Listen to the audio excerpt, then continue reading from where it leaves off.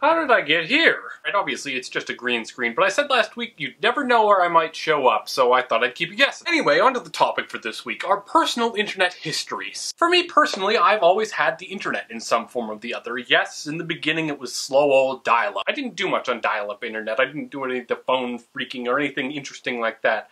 I pretty much just played PBS Kids games. We only had one phone line in the house, so doing much else on the internet when it was constantly being interrupted by the phone was kind of annoying. But when we did get dial-up in the 4th week of November 2005, if I had to hazard a guess, it was November the 22nd, I began to form a lot more memories and a lot more interesting things about the internet. Now, if you're wondering how I remember that it was the 22nd of November 2005, let me explain. The Nintendo DS and Mario Kart DS had come out on the 17th of that month, and it had brought with it online multiplayer where you could play with any random person around the globe, and that was fascinating to me. Problem is, wireless routers didn't really work on dial-up. I mean, you can kind of fudge it with very expensive equipment, but no, you weren't going to do it. So we needed broadband for me to be able to play that game online. I think my dad was already pretty much on the cusp of upgrading to broadband, being a tech guy himself, so it didn't take much convincing for him to do it. And the reason I can remember it so clearly is because it's the last day of school before Thanksgiving break. I came home, and there was a flashy blue box with antennas and lights and interesting things, and it was the first wireless router. A Linksys WRT54G with included PCMIA adapter for a laptop. And that day was pretty much the beginning of my online existence as I know it today. Now, to understand my online history, you have to understand a little bit of French animation, a French cartoon by the name of Code Lyoko. So Code Lyoko was the first fandom I was ever part of. You know, like how people are Doctor Who fans, they have Doctor Who all over the place,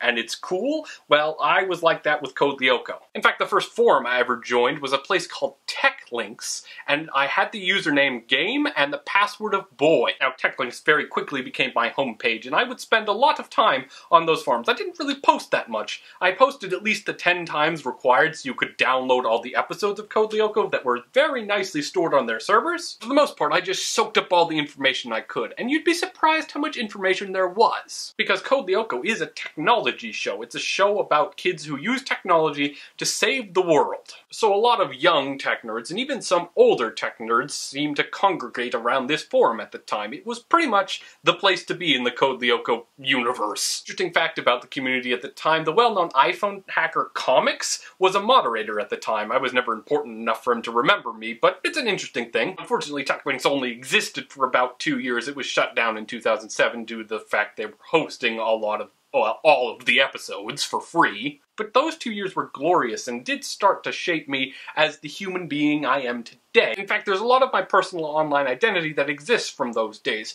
A lot of my usernames on older web services are just the same username I used to use there. It's not still game, by the way. I did eventually move on to a little bit more of a sophisticated name, although not too much more. Code Lyoko really was very essential to me existing on the internet, and in fact, it was looking for Code Lyoko episodes that I found YouTube. It was very much a huge part of my early online existence and my upbringing in the digital community. Those are some of my earliest memories about being on the internet and being an active part of the internet and actually enjoying things on the internet. Pretty good for an obscure French anime. You never failed to upset people when you called Code Lyoko an anime because it's not from Japan and it annoyed people. So that's the story I wanted to tell, and I was reading some of your stories in Kevin's videos comments, and I have a point of order. The question was asked whether or not you can upload video responses and become secret siblings, to use Brotherhood 2.0 terms. Yes, of course you can. Just upload a video, put a link to it in the comments of the video you'd like to respond to. Probably help if you let one of us know directly. Just mention us on Twitter. I'm at Alex Bragdon. I don't really want to call you secret siblings, though. That's a Brotherhood 2.0 thing. Let's see. Vlogalogue buddies? Loggies? No, that's too close to loogies.